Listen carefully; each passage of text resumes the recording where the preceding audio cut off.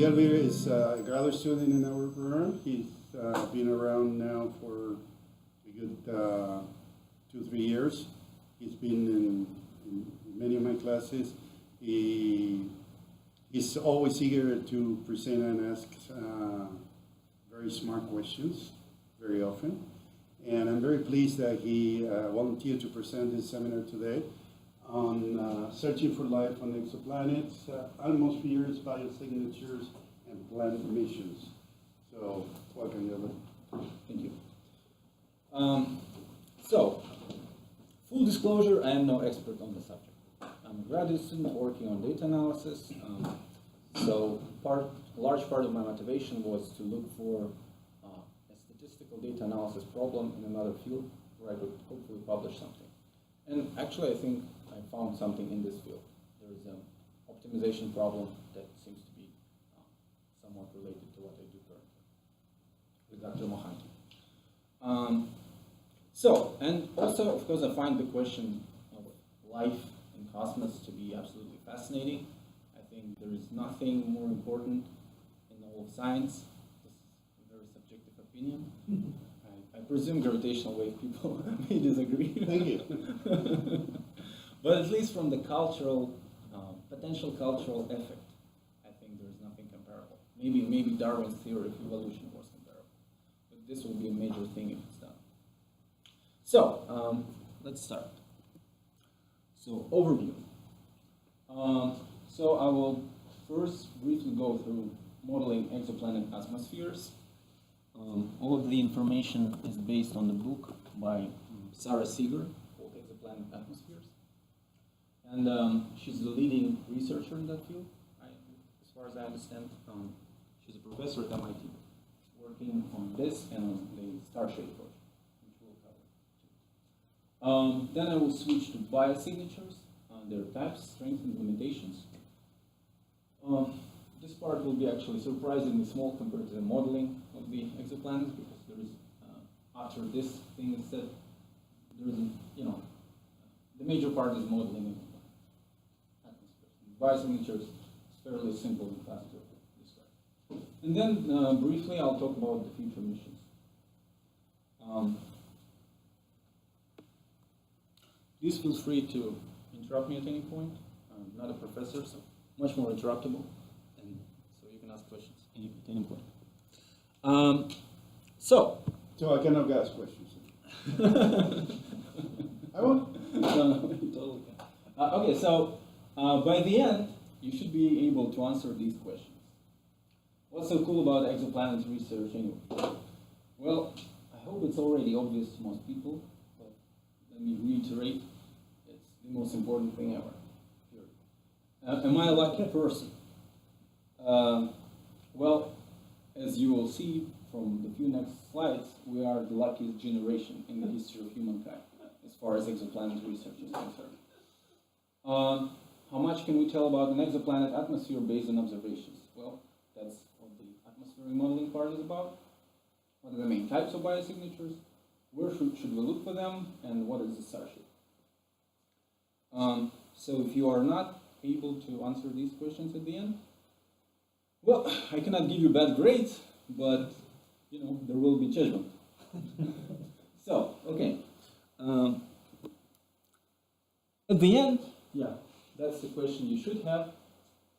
Why on earth am I not doing research in that field? Because that's so exciting. Okay, so a little bit of a background information. On January 9th, 1992, the first exoplanets were discovered. I presume most people here heard about that. So, just for people outside, sci-fi was full of exoplanets and external worlds and whatnot long before 1992. But before that, it was sci-fi, pure sci-fi. This is the date when it's not sci-fi. So by now, 4,000 confirmed exoplanets. By March 1st, it was 3,999. Initially, the impression was that it's mostly hot Jupiters close to their host stars. But it was a selection bias because they're just easier to detect. And by now, the Kepler mission has shown that basically almost all stars observed had planets most of them like more than one.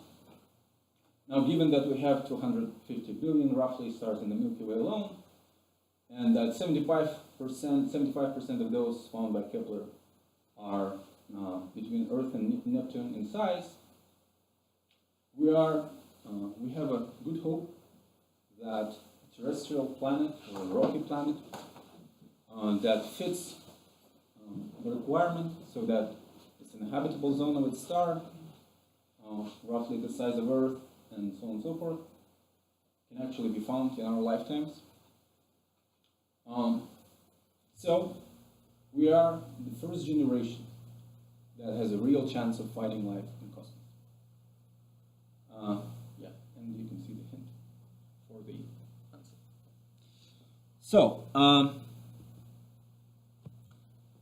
atmosphere models. So my understanding from this book is that the modeling atmospheres is a difficult business, as one can imagine. So they're forced to use certain approximations. So they assume, for instance, the plane approximation, where plane-layer approximation, where atmosphere consists of sort of layers, in each one of them the properties are constant in some of the simplest models. So first of all, why do we need those models? Well, it turns out using these models, one can estimate many properties. So we measure actually the flux of the light coming from the planet and the sun combined, and from that we get transmission spectra as the light passes through the atmosphere of the planet. So when the planet transits the star, so if we're lucky enough that the planet is actually in the same plane, so we're here, the planet is here, as it transits, the light goes through the atmosphere, and so from that we can get the chemical composition. We'll go over this in more detail. And also we can infer the temperature-pressure profile, which can also put constraints on chemical composition and on its habitability. So let's go over this in more detail. So flux. Well, this book has a whole chapter on just definitions of flux. So there's many of them, but roughly it's energy per time per area per frequency. Now the total flux that we receive from the star-planet system consists of the scattered light from the planet, transmitted and emitted by the planet and the star itself. Now the problem is, how do we estimate each of one of those terms?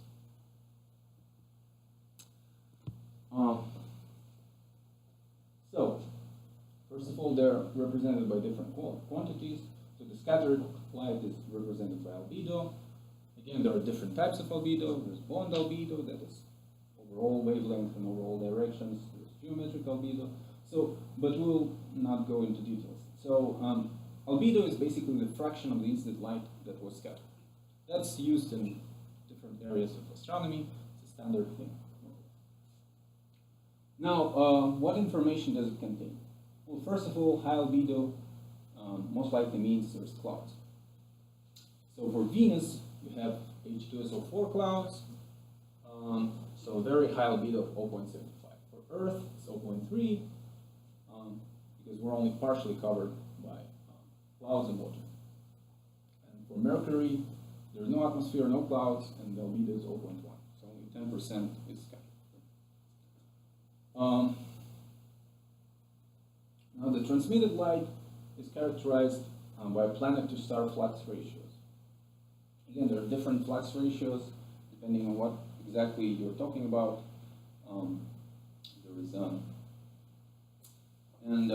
So depending on the wavelength, different flux ratios. And the emitted is also given by thermal flux ratios.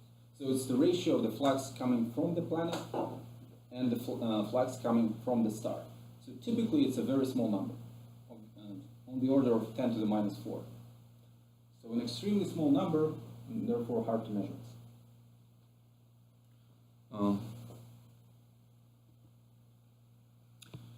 Okay, so also albedo allows one to estimate the temperature.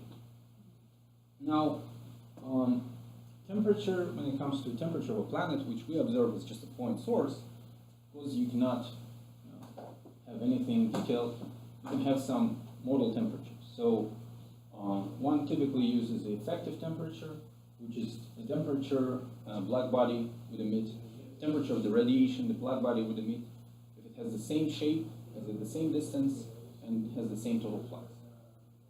So the effective temperature for Uranus and Neptune, 59 Kelvin. Jupiter, 124, Earth, 155, hot Jupiter is more than 2,000 Kelvin. Now, equilibrium temperature is basically an effective temperature of an isothermal planet if it's in complete equilibrium with the incoming radiation. So if you just put a planet a minute before into the radiation, it didn't heat up yet, it didn't start emitting in infrared, but once the relaxation time passes, you end up with some stable temperature. And under this assumption, you get this equilibrium temperature. So that equilibrium temperature basically depends only on the distance to the sun, or does it depend on intrinsic properties of the planet? Let me think. Actually, it could There's actually a formula for that right here. So yes, so it depends on the effective temperature of the star, radius of the star, semi-major axis, but and the albedo of the planet, and the correction factor. So correction factor is its origin is the fact that some planets are tidally locked. Because of that, only one side is looking towards the sun all the time. And if it's tidally locked, then F has a certain value, which is less than 1. If it's not tidally locked, it's a different value. So depending on the rotation rate of the planet, you can find the correct correction factor. And if F is just 1, that means the temperature is the same throughout the atmosphere and the planet rotates fast enough. So, but I missed this slide. So just to show that in general, stars and planets are assumed to have the black body spectrum. So how many people here are not physicists and don't know what the black body is? One. Okay. So a black body is a body that absorbs all the energy that falls into it, and the typical model for a black body, to give a concrete example, would be a cavity with a hole in it. So you put radiation, basically light, into it, and as soon as it goes into equilibrium, because it absorbs and re-emits light, the walls of the black body. And as soon as it goes into equilibrium, you can abstractly, so to speak, assign temperature to a radiation, because it's in equilibrium, right? So, like, when you measure your temperature, you take a thermometer in your hand, right? What's the thermometer is showing is actually its temperature, not your temperature. But once it equilibrates with your body, the two temperatures are the same, or actually slightly, the thermometer itself changes your temperature slightly. So if you touch something very hot, your hand will get hotter, right? Now, the thermometer is so small, and its heat capacity is so small, that basically touching it almost doesn't change the temperature. So if the condition is met, then this thermometer can basically be used to estimate the temperature, right? So you conclude that the temperature of the thermometer is equal to your temperature, to a good approximation. So in this case, you conclude that the temperature of the radiation inside the cavity is equal to the temperature of the walls. And now, the spectrum of this radiation, turns out it only depends on the temperature. And that's the key feature. And doesn't depend on chemical composition at all. So one can show that the stars and planets, to a first approximation, work like black bodies, and they emit more or less at the same range. And here you can see good agreement. There was another graph which shows poor agreement for other stars. So it really isn't that good for all stars, but for this star, which is a G-type star, G-class star, which is our sun, approximately, although sun is G3, I believe, right? G2. Okay, so for other classes of stars, it could be a poorer agreement. But in general, as a first order approximation, that kind of works. So, now why do we need this effective temperature? So using this formula, we can estimate the equivalent, the equilibrium temperature. And that is a very important thing, because our final goal using the models is to estimate all those terms in the flux, the scattered flux, the transmitted flux, and using all this information to develop what's called a temperature pressure profile of the atmosphere. So you have a vertical sort of height of the atmosphere, and you want to know the temperature and pressure at every point along the height, so average per layer. And that in turn will lead us to chemical composition. So, so we can crudely estimate temperatures if the scattered light dominates the flux. Now, if transmission and emission terms are important, then you have to consider the radiated transfer equation, which I have here. So you have some coefficient, you have extinction coefficient, and emission coefficient. So now, revenge comes. It's easy to see that solution has several properties. I waited for years. So, for people who are not from physics, let me explain that physics textbooks are full of such statements. Something easy to see. And usually it means they want you to derive something, and often it's not easy. So, anyways, so when you solve this radiative transfer equation, and by the way, so just to explain more about this radiative transfer equation, so you have this Earth energy balance, just an example, right? Because the Earth is well studied.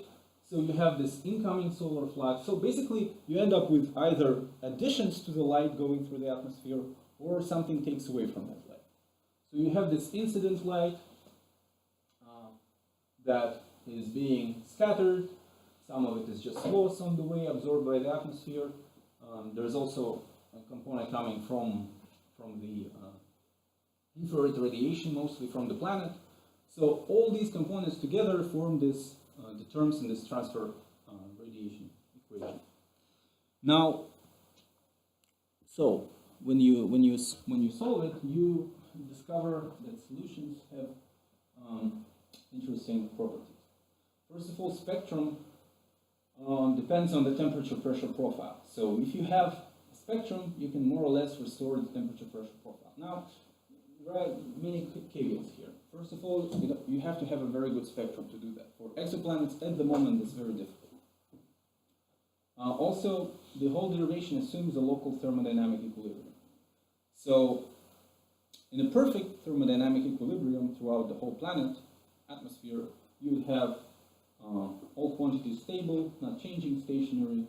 In reality, everything will, there will be gradients, things will change, but as long as they don't change too fast, and the gradients in space are not too steep compared to the photon mean-free path, you can assume local thermodynamic equilibrium. It's also a standard assumption in astrophysics from what I remember in some of the models. Now, what can you say about the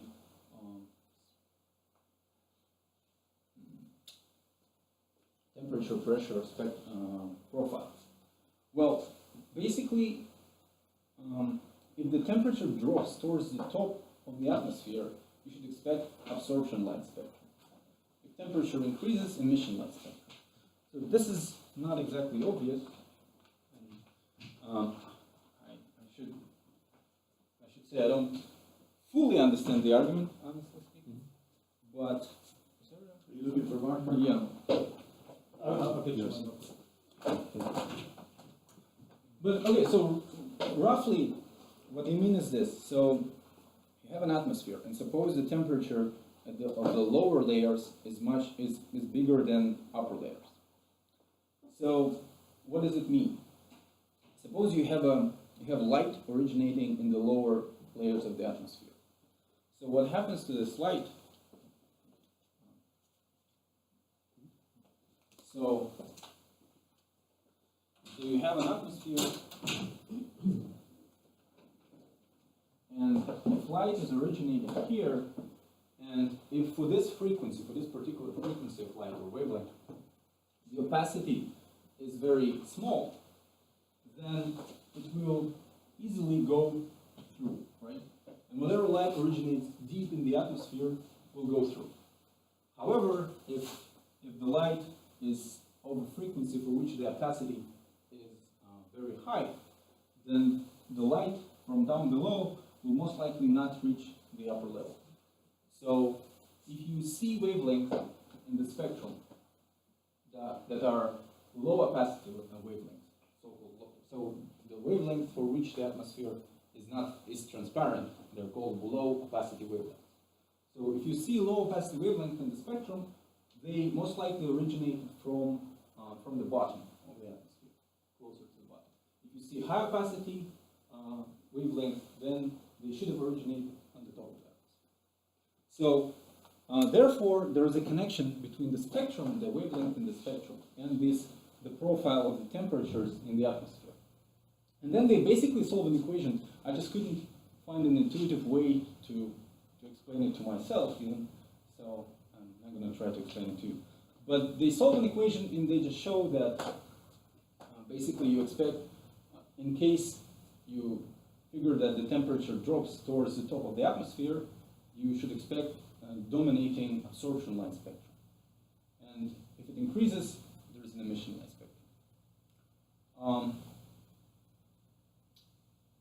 Any questions? So let's assume it's hand waving. I honestly just didn't figure it out. Maybe if I had more time, maybe I could. It's just that the book arrived like 2 days ago. So I ordered at the beginning of March through interlibrary loan, but it took them forever. Usually they deliver them in like 2 weeks at most. So I don't know. Anyways, so the solution has further problems. You can, from the spectrum, and by solving this radiative transfer equation, you can find the flux ratios. You can estimate them. Turns out, basically, they're proportional to the ratio of the area of the atmosphere annulus to the area of the star, which kind of makes sense, right? So the annulus of the atmosphere is this ring of the atmosphere around the planet, has a certain area, and you have an area of the star, so the ratio is proportional to the flux ratio. And so for hot Jupiters, 5 to the 10 to the minus 4. Now, using flux ratios, the basic idea is you can estimate whether you can actually detect anything with a given telescope. So that's why they're mainly useful. Now, so what should be your takeaway from this part?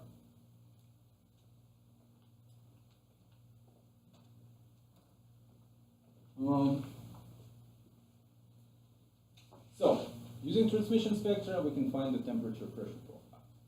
Now, how do you actually find the transmission spectrum? So you have to take the spectrum from the moments when the planet is in front of a star, and then the spectrum when the planet is on the side, and sort of divide those two, kind of subtracting the two effects. And then you can get the transmission that, the part of the spectrum that comes only from the transmission through the atmosphere. And you can also find the thermal emission. So it turns out the infrared part of the spectrum mostly comes from the planet. You can assume it most of the time. That's what they say. Because molecular absorption in the atmosphere dominates scattering from the light from the star. So it seems to be a more or less safe assumption, at least when the Rayleigh scattering regime is at play. So that's the idea.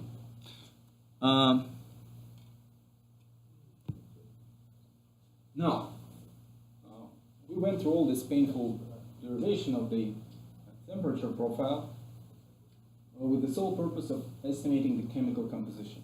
So we want to know what's the chemical composition of the atmosphere.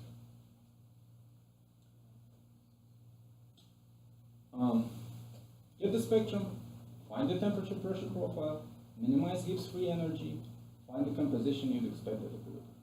So let me explain to, I don't remember the formula, but the idea is very simple for Gibbs free energy.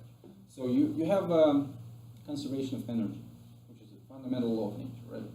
And it involves quantities such as entropy, internal energy, and so on and so forth.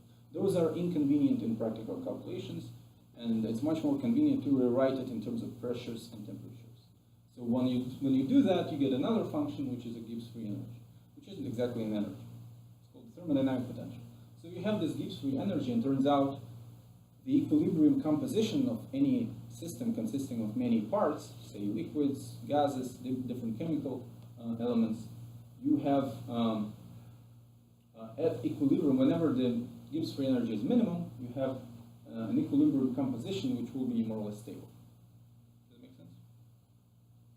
So in physics, it's a very common approach to minimize something to find some stable configuration. So you find the composition you'd expect at equilibrium, and finally you get profit, right? The profit comes from the deviations from equilibrium. Because you look at this, at the composition you'd expect for a given planet, but the real composition deviates from equilibrium. And that's where the interesting part comes. So you can immediately conclude that there are some processes that are disturbing the equilibrium. And that was a chapter on chemistry, which I avoid quite late, so this will be a little sketchy. But the basic idea is atmosphere is thick enough that you are assuming certain things again in this calculation. So you need large pressures and temperatures so that the equilibrium could have been reached, right? And and if the atmosphere is a little too thin, like would be the case, unfortunately, for rocky planets, most likely, then the photochemistry becomes important. So photons interact with the chemical elements in the atmosphere, and there are reactions. So this becomes important for a thin atmosphere, so this whole analysis kind of breaks down. But if it's thick enough, you can use it. So for hot Jupiters, you can more or less use it. So you look for the deviations from the equilibrium, and that's how you figure out that there is something happening on the planet. So that brings us to biosignatures, finally.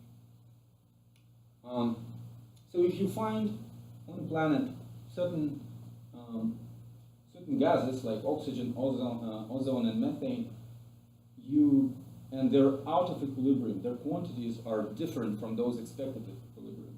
That means they're constantly being produced by something.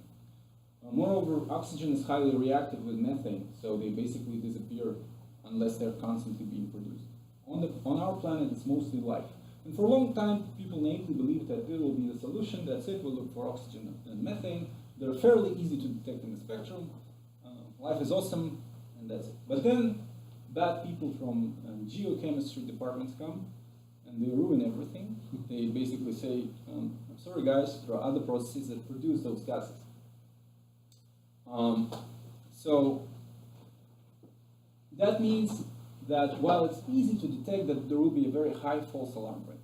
So what's a false alarm rate? Well, as the name suggests, it's probability that you think there is life, but actually there isn't. Right? So you'll have a high false alarm.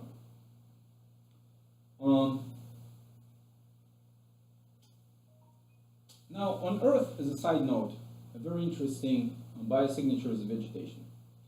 So you can look at the albedo and see that it reflects a certain amount of light, so you can detect vegetation. By the way, like exoplanetary research of Earth has been conducted many times. People from mission, whenever there was something flying away, they would study the spectrum of Earth. And another interesting takeaway from this is that you can actually tell if a feature in a spectrum is coming from the surface of a planet rather than from the atmosphere. And the way you tell it is whatever is coming from the surface should vary with the rotation of the planet around its own axis. Whereas things coming from the atmosphere, assuming it's sort of uniformly distributed in the atmosphere, should not depend on the periodic variations. So that's a very interesting interesting insight, I think. So, by the way, type 1 and type 2 classification is peculiar to Sarah Seeger. Other people develop, I don't know, they have different classification. I just followed her because she's a leading expert. So type 2 is basically chemicals that are super specific to life as we know it. So if we see that, we are very unlikely to think it's a geochemical process or something. So we immediately assume most likely it's life. However, there are small quantities present on Earth, and it's very difficult to detect in the spectrum. Examples, chemicals, most of which I have no idea what that is. Honestly. I don't even know what's DMS. I was going to ask you. I'm sorry.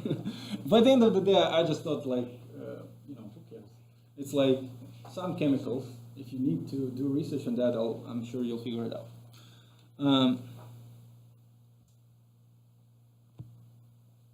Okay, so now where should we look for life?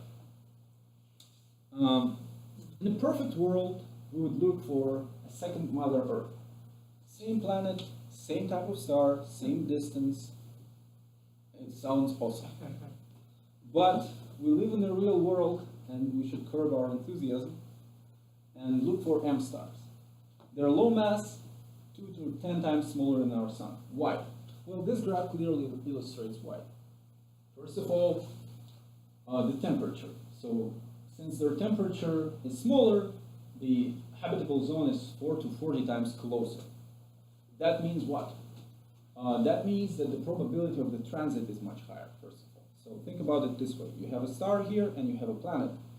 In the limiting case, if the planet is rolling on the surface of a star or is inside it, there's always transit, right?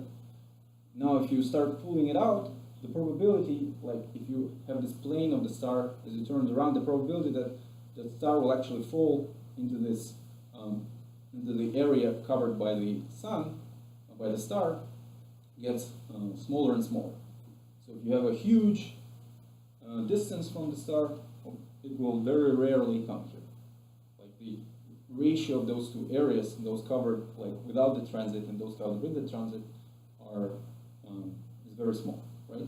So the closer to the star, the higher the probability of the transit. Now, the radial velocity goes as the semi-major axis times the mass of the star, 1/² of that. So that means you have a small star. If the mass is small, the radial velocity goes up.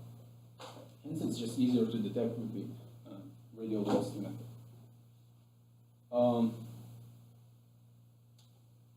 And the probability of transit for the M star is 2.3 to 5%. Whereas for an Earth-Sun-like system, just 4.5%. So this detection is considered to be the most realistic in the near future. So we will find a star that is much smaller than the sun, and the planet will be much closer to the star. But the conditions should be more or less similar. If we ever get there, well, not we, our descendants,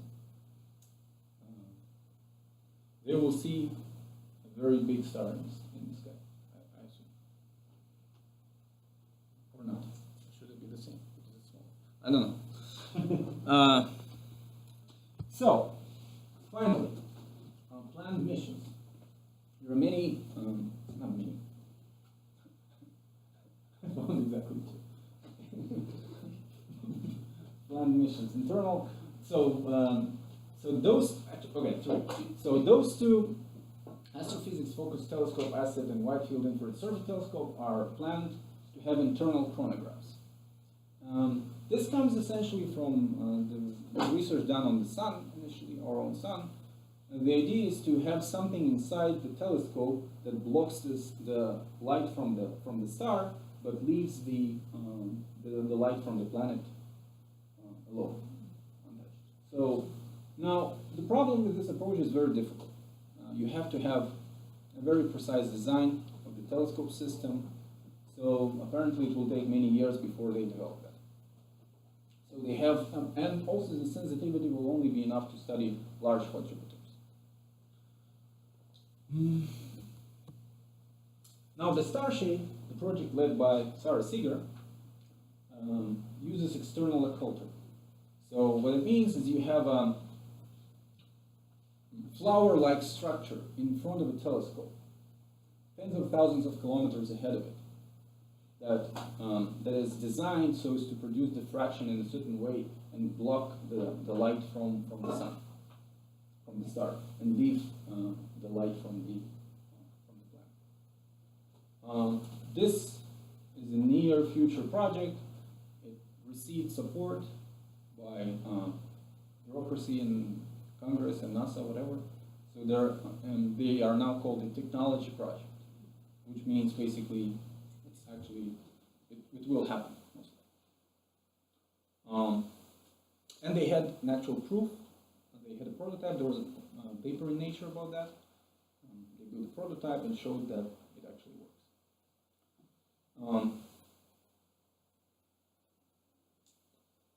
I think that's it. If I remember my presentation correctly. Well, references. If you're interested, so this paper at the end, from which I got some data, is universally cited almost everywhere for remote sensing of biosignatures. So this one is a presentation she gave somewhere, so that's one I used.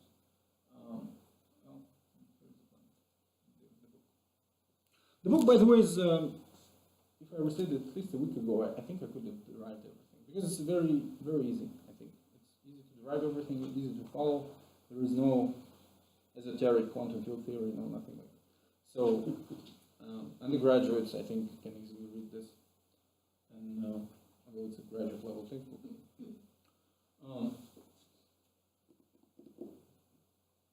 So finally, in terms of data analysis, like I said, they have this optimization problem when you have to fit the data, the spectrum, to the model. Seems to be an optimization problem, multidimensional, which is exactly what I do with Dr. Mohanty, which seems to be very interesting. Also, there are lots of data analysis challenges in terms of low signal-to-noise ratios. Like I said, the flux ratios are on the order of 10 to the minus 4. So there is 10,000 times less light coming from the planet on average than from the stars. And that's for hot Jupiters that produce relatively low.